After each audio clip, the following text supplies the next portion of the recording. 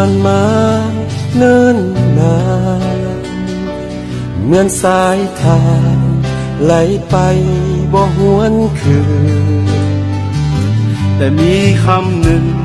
ที่มั่นคงและยั่งยืนบ่อาจลืมความเป็นเพื่อนดีต่อกันยามยังอยู่สุขและทุกข์ช่วยแบ่งปันมิตรภาพนั้นจงรักษาไว้หากวันใดล้มลงเพื่อนจงลุกสู้ใหม่เฮาจะก้าวเดินไปพร้อมกันคำว่าเพื่อนนั้นคือความห่วงใยคำว่าเพื่อนจริงใจเสมอมาคำว่าเพื่อน